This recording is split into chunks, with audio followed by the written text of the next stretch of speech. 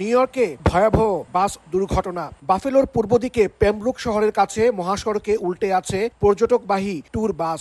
New York state police জানায় শুক্রবার দুপুর 1:15টার দিকে দুর্ঘটনার খবর পেয়ে ঘটনাস্থলে ছুটে আসেন তারা। উদ্ধার অভিযানে নামে হেলিকপ্টার, অ্যাম্বুলেন্স, ফায়ার সার্ভিস ও আইন শৃঙ্খলা রক্ষাকারী বাহিনী। ঘটনাস্থলে ভিড় করেন স্থানীয় বাসিন্দারা। তারা জানান দুর্ঘটনায় শিশুসহ বেশ কয়েকজন নিহত হয়েছেন, তবে জীবিত আছেন বাসের চালক। গুরুতর অবস্থায় আহতদের স্থানীয় হাসপাতালে নেওয়া হয়েছে।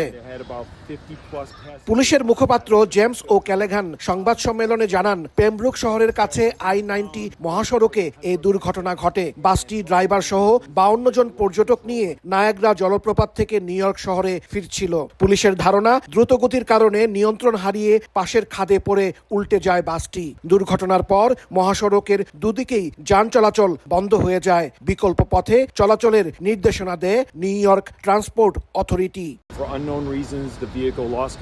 আমার পিছনে new York state police, fire service, EMS helicopter ছাড়াও বিভিন্ন পুলিশ সংস্থা থেকে কর্মীরা কাজ করছেন। অনেক লোককে এরি কাউন্টি মেডিকেল সেন্টারে, স্ট্র মেমোরিয়াল হাসপাতালে নিয়ে যাওয়া হচ্ছে। কিন্তু আমি যেমন বলেছি, এটি একটি চলমান ঘটনা। আমাদের কাছে সব উত্তর নেই। উদ্ধার কর্মীরা জানান, বাসটিতে বেশিরভাগ যাত্রী ছিল ভারতীয়, চীনা ও ফিলিপিনো, যাদের মধ্যে অনেকেই শিশু। নিউ ইয়র্কের গভর্নর কেতি হুকুল বলেন, উদ্ধার অভিযানের পাশাপাশি দুর্ঘটনার কারণ অনুসন্ধান চলছে। হাসানুজ্জামান সাকি, সময় সংবাদ, নিউ ইয়র্ক, যুক্তরাষ্ট্র।